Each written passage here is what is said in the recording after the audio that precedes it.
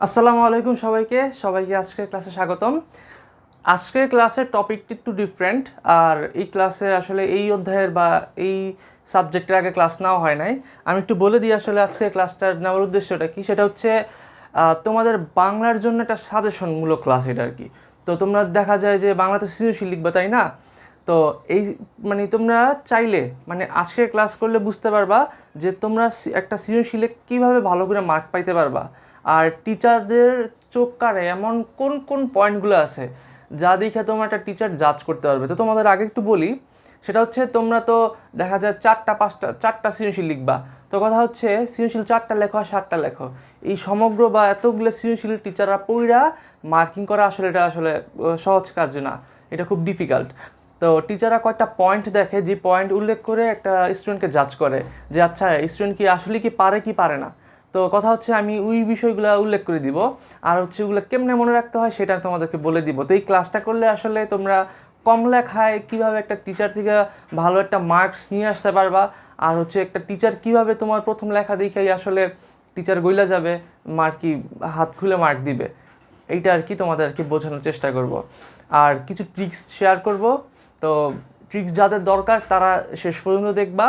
আর হচ্ছে আগে বলি যে আসলে কোন কোন টপিকগুলো আসলে মার্কস আনার জন্য আর কি খুব ভালো একটা কাজ করে, সেটা হচ্ছে আর কোন বিষয়গুলো পরীক্ষার লেগে সুন্দর একটা ছ্যাঁকা দিয়ে দেয়, ঠিক আছে? তো আমি একটু বলি। তো পরীক্ষায় তুমি যদি মার্কস আনতে চাও সেটা হচ্ছে মানে কম আর কি টিচার যদি বোঝাইতে চাও যে না স্যার আমি বই পড়ছি ভালো মতো, টিচাররা কিন্তু চায় যে ওই স্টুডেন্টকে মার্কস দিতে ভালো যে পড়াশোনা করছে বাসায়। তো কারা পড়াশোনা করছে এটা কেমনে বুঝবে? সেটা হচ্ছে যারা ধরো একটা সৃজনশীল টপিক দিছে, তো ক খ তো মুখস্থ লেখা, আচ্ছা খতে অনুধাবন, ওইটা কিছু একটা লেখার ব্যাপার আছে। বিশেষ করে গ আর ঘতে যারা হচ্ছে প্রথম লাইনে যারা সমগ্র উত্তরটা এক লাইনে বলে দিতে পারে, ওদেরটা হচ্ছে যারা মার্ক দেয়। তোমরা কখনই লিখবা না নাম্বার কোশ্চেনে যে উদ্দীপকের বিষয়টি নিচে উল্লেখ করা হলো বা নিচে ব্যাখ্যা করা হলো। এই যে নিচে ব্যাখ্যা করা হলো, পাশে ব্যাখ্যা করা হলো, বামে ব্যাখ্যা করা হলো, ডানে ব্যাখ্যা করা হলো, এগুলো কখনো লিখবা না। এগুলো দেখলে টিচাররা তৎক্ষণাৎ মার্ক কমা দেয়, 3-এর জায়গায় 2 দিয়ে দেয়, 1 দিয়ে দেয় হাতের লেখা খারাপ হইলে। তো তোমরা কোনো কিছু ধরো চাইছে যে আসলে এই ব্যাপারটা নিয়ে বলতে বলছে যে এটার সাথে কি এটা সামঞ্জস্য আছে কি না, ঠিক আছে? ধরো উদ্দীপক একটা মেয়ের গল্প বলছে, তো বললো এই মেয়ের ওই মেয়েটা ছিল হচ্ছে গিয়া ধরো খুব পশু পাখি প্রেমিক ছিল। তো বললো যে উপরোক্ত মেয়ের সাথে শুভা গল্পের কার মিল আছে বা শুভা গল্পের সামঞ্জস্যগুলো তুলে ধরো। তো তুমি যদি প্রথম লাইনে লেখো যে উপরোক্ত মেয়ের সাথে শুভা গল্পের সামঞ্জস্যগুলো নিচে তুলে দেওয়া হলো, ব্যাখ্যা করা হলো, এগুলো দেখলে কিন্তু টিচার অটোমেটিকলি মার্ক কমা দিবে। তো তোমরা কী লিখবা যে শুভা গল্পের শুভার সাথে কি বলে পশু পাখি প্রেম বিষয়ক বা হচ্ছে গিয়া মমতা বিষয়ক বা হচ্ছে তোমার স্নেহ বিষয়কটা ফুটে উঠেছে। এতটুকু যখন টিচার দেখবে যে না ওই স্টুডেন্টটা বুঝতে পারছে যে কোন দিকটা সামঞ্জস্য, সেটা সে এক লাইনে উল্লেখ করছে, এরপরে তুমি ধাপে ধাপে ব্যাখ্যা দিবা। আচ্ছা এটা গেল। আর একটা ইম্পর্টেন্ট জিনিস বলি যে কোন বিষয়টা তুমি সবগুলো সৃজনশীল লিখতে পারবা, যে তুমি জানোই যে এইখান থেকে একটা সৃজনশীল আসবে, আর ওই সৃজনশীলে তুমি ওই লাইনটা সব জায়গায় ব্যবহার করতে পারবা প্রত্যেকটা প্রবন্ধ বা প্রত্যেকটা গল্পের ক্ষেত্রে।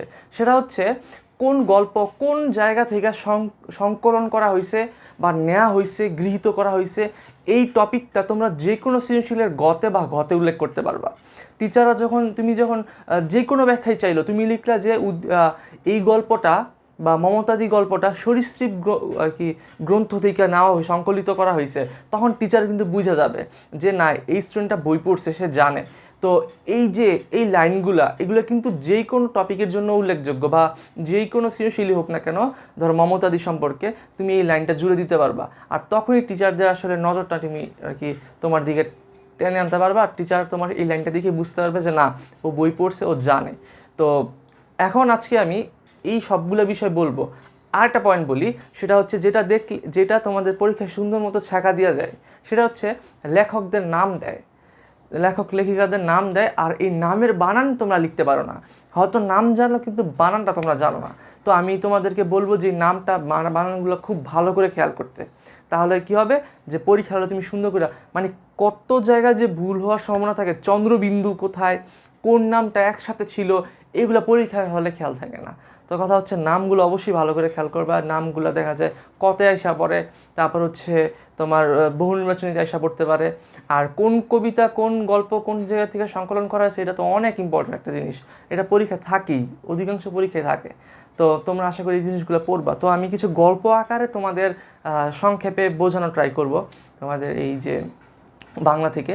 আর শুধু গদ্য পাঠটাই আমি নিতেছি, পদ্য আসলে করা হয় নাই। আর অনেকে যেহেতু পদ্য টার্গেট করে না, শুধু আমি গদ্য অংশটাই তোমাদের দিতেছি আর কি। আর যদি পরে সময় সুযোগ হয় তাহলে দেওয়ার ট্রাই করব। আচ্ছা, যাই হোক, তো আসো শুরু করি। তো আমি 9টা গল্প নিছি, একটা গল্প বাদ দিয়েছি, সেটা হচ্ছে সংস্কৃতির রূপরীতি। তো আমার ইম্পর্টেন্ট মনে হয় নেই আশা করি 9টা দেখো, আশা করি কাজে দিবে। আচ্ছা দেখো, প্রথমে যেটা লিখছি সেটা হচ্ছে আমার বই পড়া। তো আমাকে বলো, বই যে পড়ে সে কি শেষ কি বলে ওই ছাত্রটা কি ক্লাসের শেষের দিকে হয় না শুরুর দিকে হয়? অবশ্যই ও ক্লাসের ফার্স্ট বয় হবে, যে নিয়মিত বই পড়ে, জ্ঞান চর্চা করে, সারাদিন বই পড়ার মধ্যে থাকে, ও কিন্তু কি ক্লাসের ফার্স্ট বয় বা প্রথম। তাহলে তোমরা মনে রাখবা এখান থেকে যে বই পড়া কার, বই পড়া লিখছে হচ্ছে প্রমথ চৌধুরী। এটা তোমরা জানো তাই না? তোমরা কিন্তু অলরেডি সবাই মুখস্থ, অনেকেই যারা তোমাদের বেশিরভাগই মুখস্থ। এটা হচ্ছে গিয়ে কি আমার প্রথম চৌধুরী লিখো না আবার, আমি যে লিখতে নিয়েছিলাম এটা হচ্ছে আমার প্রমথ চৌধুরী। হ্যাঁ, প্রমথ চৌধুরী কি লিখছে? বই পড়া গল্পটা লিখছে। সে হচ্ছে গিয়ে কি হয়, ক্লাসে ফার্স্ট হয়, তো প্রমথ চৌধুরী। আচ্ছা, তো এরপর এখন কথা হচ্ছে, বলো দেখি, সে ফার্স্ট হয় তার মানে কি তার খুব সাহস প্রচুর না? আমাকে বলো, যার সাহস বেশি তো সে তো বীর, তাই না?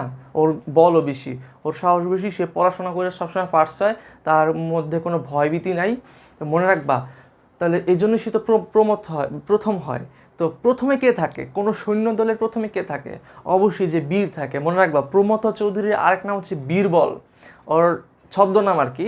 তো প্রমথ চৌধুরীর ছদ্মনাম কি? বীরবল। কারণ বীররাই, যাদের বল আছে গায়ে, ওই সব বীররাই কই যায়? প্রথমে থাকে। তাহলে প্রমথ চৌধুরীর ছদ্মনাম কি? ছদ্মনাম হচ্ছে আমার বীরবল, মনে রাখবা, ছদ্মনাম কি? বীরবল। আচ্ছা, আরেকটা টপিক বলি, সেটা হচ্ছে প্রমথ চৌধুরী অবশ্যই যেহেতু সে বই পড়ে, সে কোনো একটা পত্রিকার সাথে যুক্ত ছিল, অর্থাৎ তিনি অর্থাৎ সম্পাদক ছিলেন। যেমন আমাদের কি বলে, প্রথম আলো পত্রিকার সম্পাদক তো হচ্ছে আনিসুল হক। তো এরকম আর কি, তোমার পত্রিকার সম্পাদক থাকে অনেকেই, আনিসুল হক আই গেস। আচ্ছা যাই হোক, তো কথা হচ্ছে যে উনি একটা পত্রিকার সম্পাদক ছিলেন, সেই পত্রিকার নাম হচ্ছে সবুজপত্র।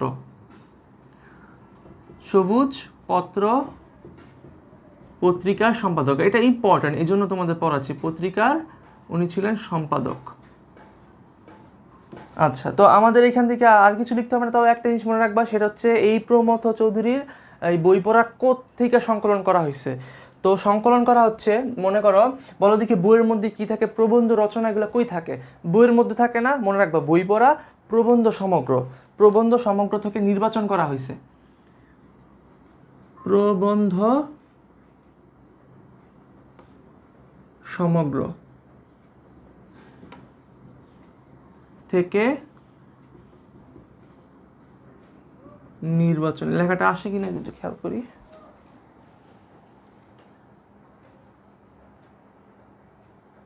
ওকে, ঠিক আছে। তো এটা হচ্ছে প্রবন্ধ সমগ্র থেকে এটা হচ্ছে, কারণ প্রবন্ধ থাকে বইয়ের মধ্যে, তো বই পড়া কোত্থেকে নেওয়া হয়েছে? প্রবন্ধ সমগ্র থেকে। তো এতটুকু। এখন আসো, মজার বিষয় হচ্ছে এই প্রমথ চৌধুরীর ছোট ভাই আছে। ওর ছোট ভাইয়ের নাম কি? মানে হের নাম হচ্ছে, মানে আমরা কিন্তু বলি যে ওর বা ওর ছোট ভাই, তো বলে আবার হেরও বলি, যে এটা হের কাছে আছে। হ্যাঁ, এটা কোন জায়গার ভাষা আমি ঠিক জানি না, তবে আমি এটা মোটামুটি কি জানি যে হের মানে হচ্ছে তার। তো হের একটা ছোট ভাই আছে, যে প্রমথ চৌধুরীর হের একটা ছোট ভাই আছে। তো ছোট ভাইয়ের নাম হচ্ছে মোতাহের হোসেন চৌধুরী। দুইজনই হচ্ছে চৌধুরী বংশের। হ্যাঁ, চৌধুরী সাহেব। দেখো, তো শিক্ষা মনুষ্যত্ব। এখন কথা হচ্ছে, ওর যে ছোট ভাই সেটা মোতাহের হোসেন চৌধুরী, তো সে আবার হচ্ছে বড় ভাই হচ্ছে প্রমথ চৌধুরী, ও ঘরের প্রথম সন্তান, সে বইটুই পড়ে অনেক জ্ঞান নিছে। এখন ওর থেকে শিক্ষা কে নিবে? ফার্স্ট অফ অল শিক্ষা তোর ছোট ভাই নিবে, তাই না? তোর ছোট ভাই ওনার থেকে শিক্ষা নিছে। তো শিক্ষা নিছে মানে শিক্ষা ও মনুষ্যত্ব, এই কে শিখাইছে? মোতাহের হোসেন চৌধুরীকে প্রমথ চৌধুরী। তাহলে বুঝে নিবা যে শিক্ষা মনুষ্যত্ব কে লিখছে? মোতাহের হোসেন চৌধুরী। আচ্ছা, শিক্ষা মনুষ্যত্ব লিখছে হচ্ছে আমাদের লেখক মোতাহের হোসেন চৌধুরী। আচ্ছা, এটা হচ্ছে ছোট ভাই। ওর থেকে কি নিছে? শিক্ষা মনুষ্যত্ব নিছে প্রমথ চৌধুরীর কাছ থেকে। এখন আসো যে উনি এখন আর ইম্পর্টেন্ট কিছু টপিক বলি, সেটা হচ্ছে এখন আমাকে বলো, বড় ভাই থেকে ছোট ভাই শিক্ষা নেয়। ছোট ভাই মানে এগুলো কি আমাদের একটা কালচার না, যে আমরা বড়দের থেকে শিক্ষা নিব? এটা একটা কালচার না, একটা human culture, more of a national culture. যে ন্যাশনাল কালচার তো আছেই, যে এটা হ্যাঁ, তবে এটা হিউম্যান না, হিউম্যান কালচার না, মানুষের কাজ না, একটা সংস্কৃতি যে সে বড়দের কাছ থেকে শিখবে। তাহলে এই যে শিক্ষা মনুষ্যত্ব, এই দুইটা কার কাছ থেকে শিখবো? আমরা বড়দের কাছ থেকে শিখবো। তাহলে এই যে এটা আমাদের সংস্কৃতি, তার মানে শিক্ষা মনুষ্যত্ব কোত্থেকে সংকলন করা হয়েছে? সেটা হচ্ছে সংস্কৃতি কথা গ্রন্থ থেকে। আমি গ্রন্থগুলো নীলকালি দিয়ে লিখতেছি, কারণ এগুলো তোমরা পরীক্ষার খাতায় লিখবা, যে সংস্কৃতি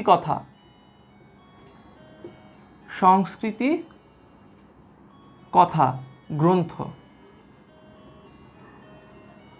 থেকে নেয়া। মনে থাকবে? তাহলে শিক্ষা মনুষ্যত্ব কোথা থেকে না? সংস্কৃতি কথা গ্রন্থ থেকে না। একটু কাহিনী বললাম, মনে থাকবে ভালো। আচ্ছা, তো এগুলো এরকম না যে ভাইয়ের ক্লাস করলাম পরে শেষ না। তোমরা যদি বাসায় চর্চা না করো, বাসায় না লিখো, আলটিমেটলি ভুলেই যাবা।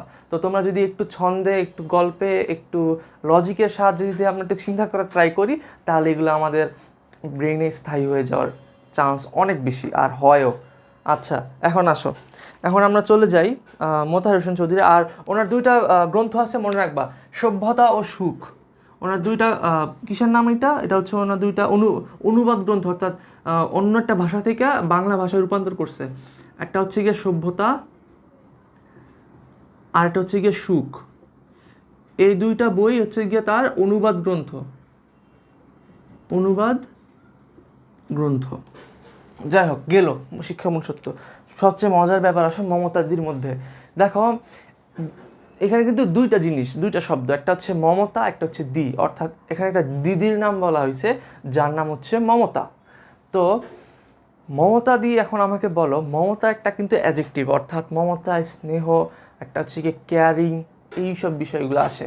তো এখন আমরা কিন্তু আরেকটা অ্যাডজেক্টিভ আছে, সেটা কিন্তু মানিক বলে ডাকে, তাই না? তুই আমার মানিক রতন, ছোট বাচ্চাদেরকে বলে, যেমন আমার বড় যারা আছে আমাকে মানিক বলে ডাকে। তো আচ্ছা, যাই হোক, তো অনেক নাম আছে আর কি, আমার ছোট ভাই বোনদের আর কি অনেক নাম থাকে। তো কথা হচ্ছে মমতা দি এটা কে লিখছে? এটা লিখছে হচ্ছে মানিক বন্দ্যোপাধ্যায়। এটা কিন্তু আমরা সবাই জানি, তাই না? নামের বানানগুলো কিন্তু অবশ্যই সবাই খেয়াল করবা। আচ্ছা, আমার বানান ভুল হইতে পারে, তোমরা কিন্তু অবশ্যই ঠিক বানানটা বই থেকে পড়ে নিবা। এটা লিখে কে লিখছেন? মানিক বন্দ্যোপাধ্যায়। আচ্ছা, এখন কথা হচ্ছে যে এই মমতাদিটা কোত্থেকে সংকলন করা হয়েছে? এটা অনেক মজার একটা জিনিস। যে বলো দেখি, তোমার একটা দিদির নাম হচ্ছে মমতা, বা একটা মানুষের বা মানিকের, হ্যাঁ মনে রাখবা, মানিকের দিদির নাম কি? মমতা। এখন আমাকে বলো, তো ওর দিদি, এখন দেখা যায় যে মা ব্যস্ত থাকে, কর্মব্যস্ত থাকে, দিদির সাথে ওই মানিক, ওর ছোটো ভাই, তো সে সবসময় ঘুরে বেড়ায়। তো মানিক একবার কী হয়েছে, একবার জঙ্গলে ছিল বা পুকুর পাড়ে ছিল, তো হঠাৎ করে মানিকের সামনে একটা সাপ আসছে। আমাকে বলো দেখি, সাপ কোন জাতীয় প্রাণী? এটা কিন্তু একটা সরীসৃপ। তোমরা জানো সরীসৃপ কি? যারা বুকে ভর দিয়ে চলে ওদের কিন্তু সরীসৃপ বলে। তো মানিকের সামনে যখন সাপ আসছে, তখন কিন্তু মানিক ভয় পেয়ে গেছে। ভয় পেয়ে ডাক দিয়েছে, মমতা দি বলে ডাক দিয়েছে। তো বলো, এখানে কিন্তু এত এত মানে এখানে যা যা গল্প আছে, সব জায়গায় কিন্তু একটা নামই আছে, যেটা বলে মানে ডাক দিচ্ছে বা কাউকে মেনশন করতেছে, মমতা দি। তো তোমরা মনে রাখবা যে কারোর সামনে সরীসৃপ এসে বললে বা প্রাণী এসে বললে, তখন কি বলে ডাকতেছে? মমতা দি আমাকে বাঁচা, মমতা দি আমাকে বাঁচাও। তাহলে মমতা দি গল্পটা কোত্থেকে নেওয়া হয়েছে? সেটা হচ্ছে সরীসৃপ কি জানি ছিল, সরীসৃপ গ্রন্থের অন্তর্ভুক্ত। মমতাদি হচ্ছে কি? সরীসৃপ গ্রন্থের অন্তর্ভুক্ত। আচ্ছা, এরপর যদি লক্ষ্য করি, যে এই মমতাদির মধ্যে আচ্ছা মানিক বন্দ্যোপাধ্যায়ের দুইটা বিখ্যাত গল্প আছে, যেটা তোমরা কলেজে গেলে পাবা, মানে আগে ছিল এখন আর পাবা না, সেটা তোমরা একটু মনে রেখো নাম দুইটা। একটা হচ্ছে মানে মানিক বন্দ্যোপাধ্যায়ের লেখা, যেটা লেখার মাধ্যমে তিনি হচ্ছে গিয়ে একদম অনেক উপরে উঠছেন, সেটা হচ্ছে পদ্মা নদীর মাঝি। পদ্মা নদীর মাঝি, এটা তোমরা শুনছো অবশ্যই, এটা কিন্তু সিনেমা হচ্ছে, তোমরা দেখতে চাইলে দেখতে পারো, অনেক মজার, অনেক সুন্দর। পদ্মা নদীর মাঝি। আর এটা হচ্ছে আমার তোমার কি জানি বলে এটাকে, পুতুল নাচের ইতিকথা। পুতুল নাচের ইতিকথা। এটা কিন্তু ইম্পর্টেন্ট দেখে আমি তোমাদের লেখা দিচ্ছি, তোমরা মনে রাখার ট্রাই করবা এই ওদের লেখার নাম, কোন পত্রিকায় কাজ করছে এইগুলা। আচ্ছা, এরপর আসো নিম গাছ নিয়ে। আচ্ছা, নিম গাছ, গাছে কি হয়, গাছে ফুল হয়, এগুলো তোমরা জানো। নিম গাছ বনফুল লিখছে, আমরা অনেক পড়ছি। তো যদি তাও মনে না থাকে, মনে রাখবা নিম গাছ, গাছে কি হয়, ফুল হয়, লিখছে কে, বনফুল লিখছে। তাহলে নিম গাছ কে লিখছে, নিম গাছ লিখছে হচ্ছে বনফুল। নিম গাছ লিখছে বনফুল। আচ্ছা, এখন বনফুলের প্রকৃত নাম কি? দেখো গাছের কথা আসছে, ফুলের কথা আসছে, ওনার প্রকৃত কথা হচ্ছে, এখন বলো দেখি আমরা ফুল কই নেই, ফুল কিন্তু আমরা মুখে নিই, তাই না? তো বনফুলের প্রকৃত নাম বলাইচাঁদ মুখোপাধ্যায়। জানি না কি বানাইছি, যাই হোক। তো কথা হচ্ছে তোমার মনে রাখবা যে ওনার প্রকৃত নাম, এটা কিন্তু অনেক ইম্পর্টেন্ট, এই প্রকৃত নামটা কেউ মিস করবে না, পরীক্ষায় আসে। এই বলাই চাঁদ, হ্যাঁ, এগুলো কিন্তু, এটা কিন্তু একসাথে বলাই চাঁদ, তারপরে কি এই যে চাঁদের উপর চন্দ্রবিন্দু, তারপরে মুখোপাধ্যায়, হ্যাঁ। আচ্ছা, তো তোমরা একটা মজা জিনিস জানো যে ব্রিটিশ যারা ছিল, তো তারা মুখোপাধ্যায় তারপরে বন্দ্যোপাধ্যায় উচ্চারণ করতে পারতো না, আর কি বলতো জানো? মুখোপাধ্যায়ের বলতো মুখার্জি, বন্দ্যোপাধ্যায়কে বলতো ব্যানার্জি। তো তোমরা এখন কিন্তু শুনো যে মমতা ব্যানার্জি, তো এটা আসলে বন্দ্যোপাধ্যায়ের একটা আর কি ওইরকম সহজ করে বলার একটা আর কি টাইপ। যাই হোক, তো এখন আসো আমরা চলে আসি, এটা শেষ, এটা কিছু আছে আর আমাদের মমতাদির মধ্যে আর কিছু নাই। এখন আসো এরপরে কি গল্প আছে, আমাটির ভেপু। আচ্ছা বলো দেখি, আমাটির ভেপুটা কার লেখা তোমরা জানো? আমাটির ভেপু লেখা হচ্ছে বিভূতিভূষণ বন্দ্যোপাধ্যায়। এখন মনে রাখবা কেমনে একটু বলি, বলো। আমার একটা কাহিনী বলি। আমি যখন ছোট ছিলাম বা হচ্ছে যখন গ্রামে বেশি থাকা বা আমের সময়, আমের মৌসুমে যখন গ্রামে যাওয়ার সময় পাইতাম, তখন দেখা যায় রাত্রেবেলা ঝড় হইলে আম পড়তো গাছ থেকে, পাকা পাকা আম পড়তো। তখন এই রাত উপেক্ষা কইরা আমরা কে কার আগে মানে আম কুড়াবো, ঠিক আছে, আমরা সবাই দৌড়ের উপর থাকতাম। তো তখন দেখা যায় কি হইতো, আমাদের ভূতের ভয় আর থাকতো না, হ্যাঁ। তো আমরা ভূতের ভয় টয় তখন কিছু নেই, তখন দেখতাম আওয়াজ হয়েছে, আমে পড়ছে, দৌড়, ওই জায়গায় কোন জায়গায় পড়ছে কই না পড়ছে আমরা খেয়াল করতাম না। পথে ঘাটে মাঠে, তারপর হচ্ছে বিভিন্ন নামায়, তারপরে জমিতে আমরা খেয়াল করতাম না। তো ভূতের ভয় থাকতো না। তাহলে আম আটি বা আমের বিষয়টা আছে, এটা কে লিখছে জানো? বিভূতিভূষণ বন্দ্যোপাধ্যায়। তো নামটা খেয়াল, তোমরা নামটা অবশ্যই ভালো করে রপ্ত করবা যে বিভূতি বানান কি, হ্যাঁ, বিভূতি ভূষণ, এই বানান ঠিক আছে আমার? বিভূতিভূষণ, এই যে তোমরা দীর্ঘকার কিন্তু এগুলো, হ্যাঁ, বন্দ্যোপাধ্যায়। আচ্ছা, এখন আসো যে আমাটির ভেপু কোত্থেকে সংকলন করা হয়েছে। মনে রাখবা, আম কই পড়ছে, পথে পড়ছে। পথে গেলে রাত্রেবেলা হইলেও আমরা ভূতের ভয় পাইতাম না, ভূত থেকে বিভূতিভূষণ বন্দ্যোপাধ্যায়।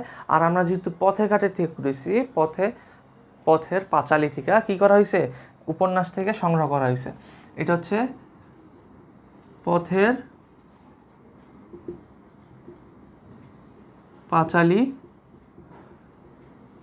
উপন্যাস থেকে সংগ্রহ। এখন কথা হচ্ছে এই লেখাগুলো কিন্তু তোমরা সব সৃজনশীল লিখতে পারো। যেই যদি মমতা দিবা হচ্ছে আমাটির ভেপুর সৃজনশীল অ্যান্সার করতেছো, গতে লিখতে পারো যে কি বলে, আমাটির ভেপু গল্পটি বিভূতিভূষণ বন্দ্যোপাধ্যায়ের পথের পাঁচালী উপন্যাস থেকে সংগ্রহ করা হয়েছে। এই লেখাটা যখন টিচার দেখি মন গুলে যাবে, আরে এ তো প্রকৃত স্টুডেন্ট, এ তো সব পড়া জানে, এ তো অবশ্যই ভালো স্টুডেন্ট, একটা দেখেই তোমাকে মার্ক দিয়ে দেওয়ার চান্স আছে। এসএসসির সময় টিচাররা খুব দ্রুত খাতা দেখে, সময় পায় না। আমিও দেখার চান্স হয়েছিল, তবে বাংলা খাতা না, ফিজিক্স খাতা দেখছিলাম আমার টিচারের সাথে। তো তখন দেখা হয়েছিল, আর এত প্রেশার খাতা দেখার, আমি দেখছি মানে পাগল হয়ে যাওয়ার মতো অবস্থা। তো যাই হোক, পরীক্ষার হলে টিচারদের কেমনে পটানো যায় সেদিকে লক্ষ্য রাখতে হবে। তো আমি বলে দিচ্ছি কিন্তু, হ্যাঁ। আচ্ছা, তো এটা হচ্ছে পথের পাঁচালীর কাহিনী, তো এখানে আর কিছু নাই। এরপরে আসো মানুষ মুহাম্মদ সাল্লাল্লাহু আলাইহি সাল্লাম, এটা থেকে মনে রাখবা। এই যে মানুষ মুহাম্মদ, এটা কে লিখছে? এই মুহাম্মদ থেকে মনে রাখবা সাল্লাল্লাহু আলাইহি সাল্লাম, হ্যাঁ। মুহাম্মদ হচ্ছে, এটা কে লিখছে? মোহাম্মদ। যে লিখছে ওনার নাম শুরু হয় মোহাম্মদ দিয়ে, ওনার হচ্ছে মোহাম্মদ, আর এখানে কিন্তু মুহাম্মদ। তো মোহাম্মদ। এখন কথা হচ্ছে এর পরের নামটা কি জানো? আচ্ছা বলো দেখি, আমরা ওয়াজ মাহফিল হয় না আমাদের এখানে, তো ওয়াজে কিন্তু মহানবী সাল্লাল্লাহু আলাইহি সাল্লামের বিভিন্ন কথা বলা হয়। তো মনে রাখবা মোহাম্মদ ওয়াজেদ আলী, হ্যাঁ, মোহাম্মদ ওয়াজেদ আলীর। তাহলে মানুষ মোহাম্মদ সাল্লাল্লাহু আলাইহি সাল্লাম কে লিখছে? মোহাম্মদ ওয়াজেদ আলী লিখছে। আর এখান থেকে ইম্পর্টেন্ট হচ্ছে তোমাদের, আচ্ছা এটা কোনটা থেকে সংকলন করা হয়েছে, কি থেকে সংকলন করা হয়েছে? এটা হচ্ছে তোমার, আমি বলো দেখি, মহানবী সাল্লাল্লাহু আলাইহি সাল্লাম যেই জায়গায় জন্মগ্রহণ করছে বা যেই দেশ, ওইটা কিসের দেশ? ওটা কি জলের দেশ, না ওইটা মাটির দেশ, না ওটা মরুভূমির দেশ, বালুর দেশ, মরুভূমির দেশ? মরুভূমির দেশ, ওখানে প্রচুর মরু, অর্থাৎ মরু উদ্যান প্রচুর। তো এই গল্পটাও না হয়েছে, বা এই কাহিনীটা বা হচ্ছে গিয়া এই জিনিসটা না হচ্ছে তোমার থেকে মরু ভাস্কর। এটা কি ছিল মরু ভাস্কর হচ্ছে আমাদের গ্রন্থ থেকে, মরু ভাস্কর গ্রন্থ থেকে নেওয়া। মনে রাখবা মরু ভাস্কর, কেন মরু ভাস্কর? কারণ মরুভূমিতে উনি জন্মগ্রহণ করছে, মরুভূমি এইসব এলাকায়। তো মরু ভাস্কর গ্রন্থ থেকে মানুষ মুহাম্মদ সাল্লাল্লাহু আলাইহি সাল্লাম নেওয়া হয়েছে। আচ্ছা, আশা করি মনে থাকবে তোমাদের। আচ্ছা, এরপরে আচ্ছা উনি, এখন কথা হচ্ছে ওই যে মোহাম্মদ ওয়াজেদ আলী, উনি অনেকগুলা পত্রিকার সম্পাদনা করছেন বা কাজ করছেন। দুইটা নাম এখানে তোমরা মনে রাখবা, সেটা হচ্ছে একটা হচ্ছে মাসিক মোহাম্মদী,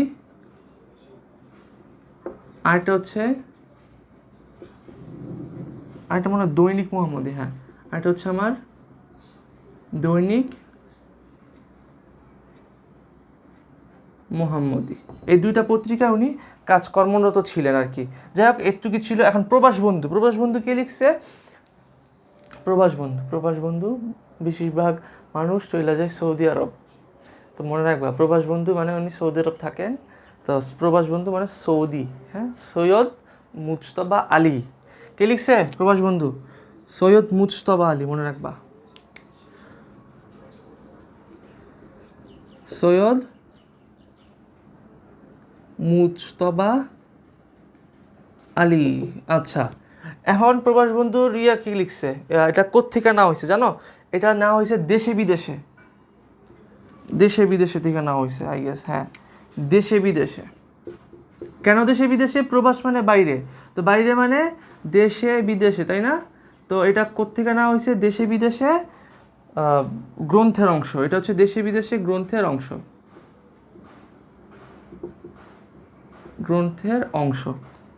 আচ্ছা, এটুক মনে রাখলেই হবে। আর দুইটা আছে ৭১-এর দিনগুলি। আমরা জানি ৭১-এর দিনগুলি কার লেখা? এটা হচ্ছে জাহানারা ইমামের লেখা, জাহানারা ইমাম। আর একটা কথা হচ্ছে এটা কি থেকে সংকলন করা হয়েছে? এটা আমাদের কিন্তু আমরা জানি, এটা হচ্ছে আমাদের স্মৃতিচারণমূলক গ্রন্থ, তাই না? এটা কিন্তু আমাদের স্মৃতিচারণমূলক গ্রন্থ। কেন স্মৃতিচারণ নামটা আমি বলবো, যে কারণটা বলবো সেটা বলতেছি, দাঁড়াও। স্মৃতিচারণমূলক মানে এটা স্মৃতিচারণমূলক গ্রন্থ থেকে গৃহীত। আচ্ছা, কেন? কারণ এইখানে দেখবা ডেট দিয়ে আমার গল্পটা উপস্থাপন করা বা কাহিনীটা উপস্থাপন করা হয়েছে ৭১-এর। তো ওই ৭১-এর দিনগুলো, তো এটা কিন্তু স্মৃতির পাতা, মনে করো অন্যরকম, যে স্মৃতি মানে ওই স্মৃতিতে চলে যায় মানুষ পরিপূর্ণভাবে, কারণ প্রত্যেকটা সুন্দর জিনিস মানে সুন্দর করে ব্যাখ্যা করা আছে। তো ওই জন্য এটাকে স্মৃতিচারণমূলক, যে আমি স্মৃতিচারণ করতেছি বা স্মৃতিতে আসি, হ্যাঁ, ওই জিনিসটা আমি কল্পনায় আসি, তো এই জন্য বলে স্মৃতিচারণমূলক গ্রন্থ। ওখান থেকে এটা একটা অংশ। আরও অনেক স্মৃতিচারণমূলক আছে, আমি এখন লিখতে থাকলে এটাও আমার একটা স্মৃতিচারণমূলক গ্রন্থ হয়ে যাবে। আচ্ছা, ও একটা বাদ গেছে, নিম গাছ হচ্ছে কি কোত্থেকে না হয়েছে? নিম গাছ হচ্ছে আমার বলি, নিম গাছ গল্পটা যারা পড়ছো, এখানে কিন্তু একটা মানুষের কথা বলা হয়েছে বা একজনকে জুড়ে দেওয়া হয়েছে। সেটা হচ্ছে ওই বাড়ির, বাড়ির নিম গাছ, সেটা হচ্ছে পুরো নিম গাছের কাহিনীটা ওই বাড়িতে থাকা একটা বউ আছে, নয়া বউ বা বউ আছে, ওর কাহিনীর সাথে জুড়ে দেওয়া হয়েছে যে এই নিম গাছের যেমন কষ্ট, এই নিম গাছের যেমন ব্যবহার, ওই বউয়ের ঠিকই ব্যবহার, ওই বউকে ঠিকই ওইভাবেই তোমার ট্রিট করা হয়। তো নিম গাছ দেখো প্রতীকী গল্প, এটা একটা প্রতীকী গল্প লেখা আছে বইয়ের মধ্যে। অর্থাৎ নিম গাছ কার প্রতীক বহন করতেছে? ওই বউটার, ওই লক্ষ্মী বউটার প্রতীক বহন করতেছে। নিম গাছের শিকড় যেমন সব জায়গায় ছড়ায় গেছে, বউটারও ওই সংসারটা আষ্টে পিষ্টে গেছে, চাইলেও এই সংসার ছেড়ে চলে যেতে পারে না, যতই নির্যাতন হোক না কেন, শেষমেশ ওই কাজে আসে। তো কথা হচ্ছে এখানে কিন্তু বউটা অদৃশ্য ছিল এই গল্পের মধ্যে, যে বউ আসলে কিন্তু লেখক চাইছে বউটারই মানে বউটার পুরাটা কাহিনী তুলে ধরছে, জাস্ট বউটাকে উল্লেখ করা নাই, বউটাকে অদৃশ্য রাখছে, শেষে গিয়ে বউটার লক্ষ্মী বউটার কথা জুড়ে দিছে। তো এইটাই কিন্তু ম্যাজিক বাক্য, মনে রাখবা এই ওয়ার্ডগুলা। তো যাই হোক, এটা হচ্ছে আমার অদৃশ্য লোক। অদৃশ্য লোক, অদৃশ্য লোক কী থেকে, এটা মনে হয়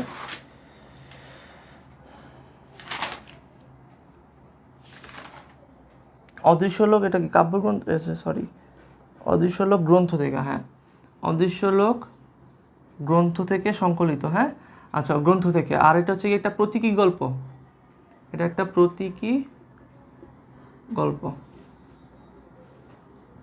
আচ্ছা যাই হোক, এখন আশা করি এখানে যা আছে বুঝতে পারছো। শেষমেশ সুভাটা রাখছি কারণ সুভাটা সবার মুখস্থ, কারণ সুভা জানি কে লিখছে, আমাদের বিশ্বকবি রবীন্দ্রনাথ ঠাকুর, এটা আমরা জানি সবাই। তো এখানে আসলে ট্রিক্স দেওয়ার কিছু নাই। আর এটা কোত্থেকে নেওয়া হয়েছে, এটা হচ্ছে গল্পগুচ্ছ থেকে নেওয়া হয়েছে। এটা নেওয়া হয়েছে কোত্থেকে? বিখ্যাত গল্পগুচ্ছ থেকে নেওয়া হয়েছে, গল্পগুচ্ছ থেকে এটা সংকলন করা হয়েছে। আরেকটা বিষয় হচ্ছে যে আমাদের সুভা গল্পটা, আর রবীন্দ্রনাথের বিভিন্ন রচনা আছে, হ্যাঁ ওই রচনাগুলোর নাম আমি তোমাদের একটু বলতে চাই, এগুলো মনে রাখবা, একটা একদম ঠোঁটস্থ মুখস্থ রাখবা। একটা হচ্ছে মানসী,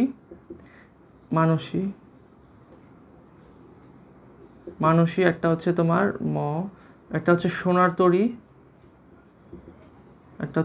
তরী, আরেকটা হচ্ছে তোমার কি ঘরে বাইরে। এই তিনটা তোমরা মনে রাখবা। একটা হচ্ছে ঘরে বাইরে, এই তিনটা নাম মনে রাখবা তোমরা, যে ওনার তিনটা বিখ্যাত রচনা আছে। সেটা হচ্ছে একটা রচনা মানসী, অনেকগুলোই আছে, এই তিনটা বেশি ইম্পর্টেন্ট। তো এই ছিল আর কি আজকের ক্লাস আমার। আর উনি 1913 সালে নোবেল পাইছে, একমাত্র নোবেল বিজয়ী, প্রথম নোবেল বিজয়ী আর কি। 1913 সালে নোবেল পাইছে। উনি অভিনেতা ছিল, অনেক কিছু ছিল। যাই হোক, তো আশা করি তোমরা ক্লাসটা এনজয় করছো। তোমরা ক্লাসটা আশা করি অনেক ইম্পর্টেন্ট ক্লাস, এই প্রত্যেকটা গতে তোমরা এইগুলো জুড়ে দিলে টিচার অনেক খুশি হবে। আমি দেখলে আমি খুশি হয়ে যাব।